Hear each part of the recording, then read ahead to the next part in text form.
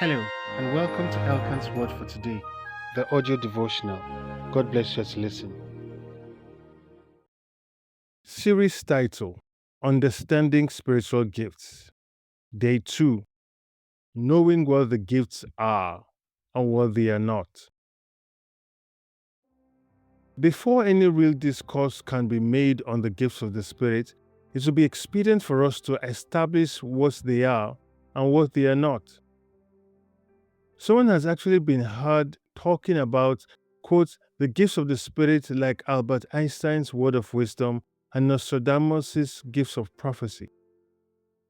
I personally saw an article that called any person that is quick to forgive and not judge others who have sinned as having what's called the gift of mercy. That is not a gift. That's called walking in love. So let's talk about the gifts now. Firstly, we'll talk about the 3 threes.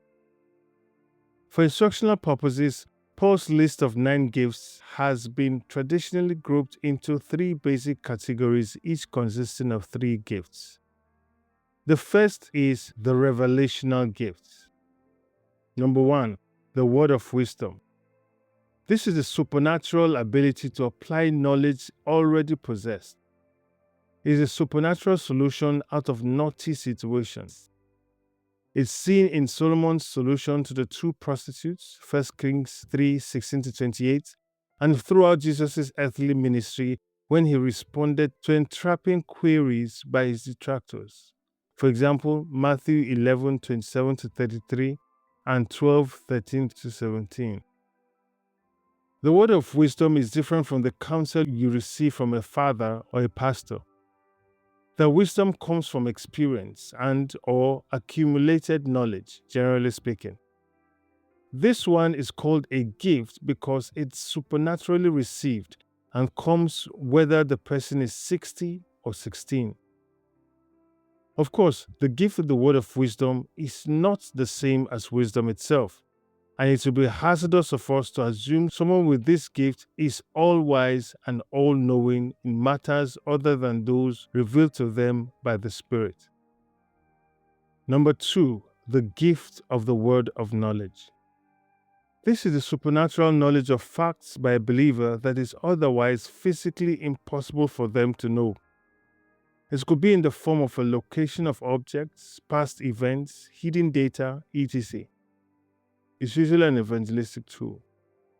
Biblical examples are seen in Ananias' knowledge of Paul's encounter with Christ and in Jesus' knowledge of Nathanael's location, Acts 9 verse 10-18, John 1 45-49. This gift is dangerously similar to fortune telling and the operations of demonic, so-called familiar spirits. An easy way to distinguish the two is that one focuses on Christ while the other is done to manipulate the audience.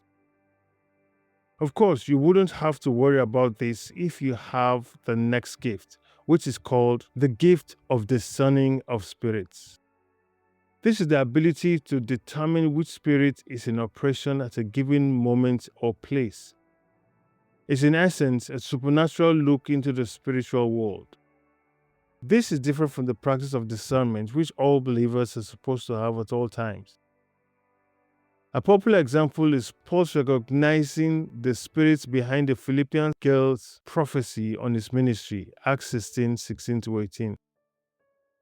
Needless to say, this gift should not be confused with the troublemaking gifts of suspicion, criticism, or the satanic practice of spiritism. We'll continue our thoughts tomorrow. More blessings await you today. You'll not miss them in Jesus' name. This was an audio recording of Elkan's Word for Today, the devotional for growing believers by Greg Elkan.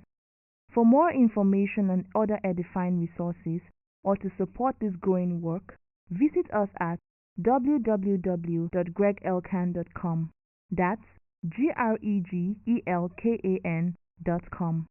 You can send your comments or questions by WhatsApp or Telegram to +234 813 664 2912.